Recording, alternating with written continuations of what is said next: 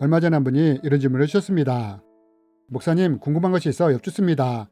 마가복음 16장 말씀에 보면 예수님이 병든 자에게 손을 얹은 즉 나을 것이라고 말씀하셨잖아요. 저는 이 말씀을 붙잡고 병 낫기를 위해 기도를 했습니다. 그러나 기도를 했지만 제 병이 낫지 않습니다. 저는 이것을 보면서 낙심이 되었고 말씀에 대한 믿음과 신뢰가 떨어지게 되었습니다. 목사님, 분명 말씀에는 병든 자에게 손을 얹은 즉 나을 것이라고 하지 않았습니까? 그런데 왜 제 병은 낫지 않는 걸까요? 이에 대해 알고 싶습니다. 라며 질문을 주셨습니다. 여러분, 성경에 보면 이분이 하신 말씀이 나옵니다. 믿는 자에게는 이런 표적이 따르리니 곧 그들이 내 이름으로 귀신을 쫓아내며 새방언을 말하며 뱀을 집어올리며 무슨 독을 마실지라도 해를 받지 않냐하며 병든 사람에게 손을 얹은 즉 나으리라 하시더라. 여러분, 예수님이 이 말씀을 통해 뭐라고 말씀하십니까? 믿는 자에게는 표적이 따른다고 말씀하시면서 병든 사람에게 손을 얹은 즉 나으리라고 하시지 않았습니까? 그렇다면 여러분, 이 말씀대로 병든 자에게 손을 얹고 기도를 했는데 그 병이 낫지 않는다면 우리는 이것을 어떻게 이해해야 할까요?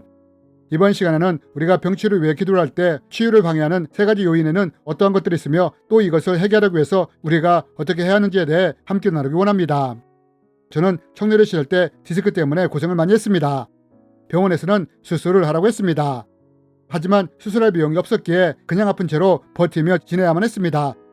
디스크가 심각한 상태였기에 전철을 타도 자리가 없으면 전철문 옆에 쪼그려 앉아서 가야만 할 정도였습니다. 그런데 이랬던 제가 어떤 경험을 하게 되었느냐? 주일 예배 시간에 목사님이 말씀을 선포하신 후에 아픈 사람들을 위해 기도하시겠다고 하셨습니다. 그러면서 아픈 사람들은 일어나라고 하셨습니다. 여기저기서 많은 사람들이 일어났습니다. 저도 일어났고 아픈 허리에 손을 얹고 기도하기 시작했습니다. 단상에 계신 목사님은 기도를 끝내시고 하나님이 이런 병을 치료해 주셨다고 선포를 하셨습니다. 또 디스크로 고생하는 사람도 치유해 주셨다고 선포하셨습니다. 저는 이 치유 기도를 통해 디스크가 치유되었습니다. 지금도 엑스레이를 찍어보면 척추에서 디스크 인축간판이 약간 돌출된 모양으로 찍히는데 이럼에도 불구하고 청년할 때 치유를 받은 후 한 번도 디스크 때문에 고생을 한 적이 없습니다. 저는 예수님이 말씀하신 병든 자에게 손을 얹은 즉 나으리란 말씀이 실제로 저에게 일어난 것을 경험하게 되었습니다. 그러나 앞에서 질문해 주신 분은 자신도 이렇게 병을 위해 기도했지만 자기의 병이 치유되지 않았다고 하셨습니다. 그렇다면 여러분, 어떤 사람은 기도를 통해 병치유를 경험하는데 또 어떤 사람은 이러한 것을 경험하지 못하는 걸까요? 이제부터 우리가 병치유를 위해 기도를 할 때 어떤 것들이 치유를 방해할 수 있는지 또 이것을 어떻게 해결할 수 있는지에 대해 말씀드리기 원합니다. 여러분, 만약 우리가 자신이든 타인이든 병의 치유를 위해 기도할 때 병이 치유되지 않는다면 이 병이 앞으로 말씀드릴 치유를 방해하는 세 가지 요인과 연관이 되어 있지 않은지를 살펴보아야 합니다. 왜냐하면 우리가 이것이 해결되지 않은 상태에서는 병이 치유되는 것이 쉽지 않기 때문입니다. 그럼 이것이 무엇이냐? 그 첫 번째는 우리가 병 낫기를 위해 기도할 때 병의 치유에 대해 진전이 없다면 이럴 때는 이 병이 혹시 죄로 인해 생긴 질병이 아닌가를 살펴봐야 한다는 것입니다. 여러분, 우리는 보통 질병이 스트레스나 식습관, 비만이나 유전적인 요인들로 인해 생긴다고 생각합니다. 물론 맞는 말입니다. 하지만 우리가 여기서 한 가지 더 알아야 할 것은 병이 죄의 문제로 인해서도 생길 수 있다는 것을 알아야 한다는 것입니다. 여러분, 우리는 이것을 성경을 통해 볼 수 있지 않습니까? 요한복음에 보면 예수님이 베데스다 못에서 한 병자를 치유하시는 장면이 나오는데 이 병자를 치유해 주시면서 마지막에 뭐라고 당부를 하십니까? 예수님은 이렇게 당부를 하셨습니다.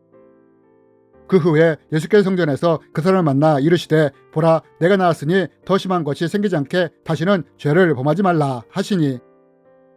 여러분, 우리가 이 말씀을 통해 알 수 있는 것이 무엇입니까? 그것은 예수님의 말씀을 통해 병이 죄로 인해 생길 수 있다는 것을 알 수 있다는 것입니다. 여러분, 이렇듯 어떤 병들은 예수님의 말씀처럼 죄의 문제로 인해 생길 수 있다는 것입니다. 그래서 만약 어떤 병이 죄로 인해 생긴 병이라면 이때 우리가 이 죄의 문제를 해결하지 않은 채 기도를 한다면 이 병이 치유되지 않을 수 있다는 것입니다.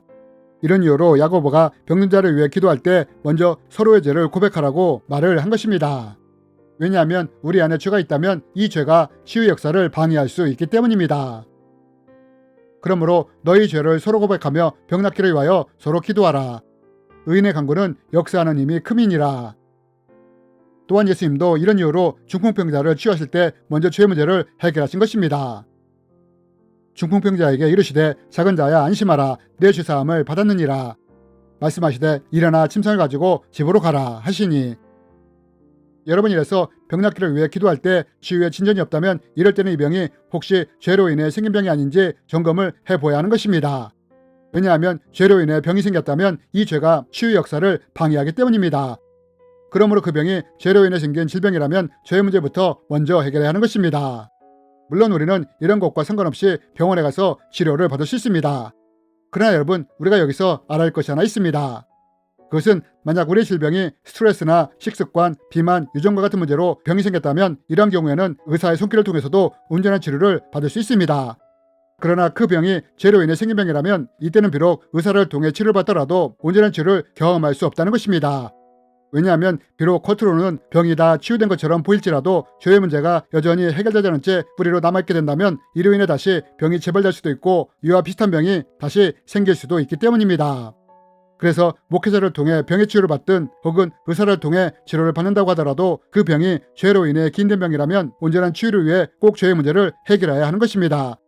하나님께 나가 회개를 통해 죄의 문제를 해결해야 한다는 것입니다. 예를 들어 성적으로 문란한 생활로 인해 생식기나 자궁에 질병이 생기게 되었는데 죄에 대한 회개가 없이 병 낫기만을 위해 기도를 받는다면 이럴 때 질병이 치료되지 않을 수 있다는 것입니다. 또한 의사를 통해 치료를 받을 수 있지만 죄의 뿌리는 여전히 남아있게 되므로 이로 인해 다시 병이 재발되거나 비슷한 질병이 다시 생길 수 있게 된다는 것입니다. 그리고 만약 죄의 문제를 해결하는 것이 아니라 오히려 죄를 짓게 된다면 이럴 때는 예수님이 말씀하신 것처럼 더 심한 질병이 생길 수도 있게 되는 것입니다. 그러므로 만약 우리가 병 낫기를 위해 기도를 하는데 치료에 진전이 없다면 이때는 이 병이 혹시 죄로 인해 기인된 질병인지 아닌지를 점검해야 하는 것입니다. 그리고 이 병이 어떤 죄를 지은 후 발생되었다는 것을 알게 되었다면 혹은 기도 중에 성령님이 어떤 것을 생각나게 하심으로 병이 죄로부터 기인되었다는 것을 알려주신다면 이때 병 낫기를 위해 기도하기 전에 우선 회개를 통해 이 죄의 문제를 해결해야 하는 것입니다. 그리고 이런 후에 우리가 병 낫기를 위해 기도를 할 때 치유를 방해하는 죄의 문제가 해결되었으므로 야고보가 말한 것처럼 급속한 치유를 경험할 수 있게 되는 것입니다. 그러므로 너희 죄를 서로 고백하며 병 낫기를 위하여 서로 기도하라. 의인의 간구는 역사하는 힘이 큼이니라. 그리고 비록 목회자가 아니라 의사를 통해 치료를 받는다 할지라도 죄의 문제가 해결된다면 우리는 이것을 통해 온전한 치유를 경험하시게 되는 것입니다. 우리는 이렇게 죄로 인해 생긴 질병을 치료해 갈 수 있는 것입니다. 하지만 문제는 우리가 이렇게 병 낫기를 위해 기도할 때 이 외에 병 치유를 방해하는 두 가지 요인이 더 있다는 것입니다. 그럼 이것은 무엇이냐? 이에 대해서는 다음 편을 통해 자세히 나누기 원합니다. 주님의 이름으로 여러분을 축복합니다.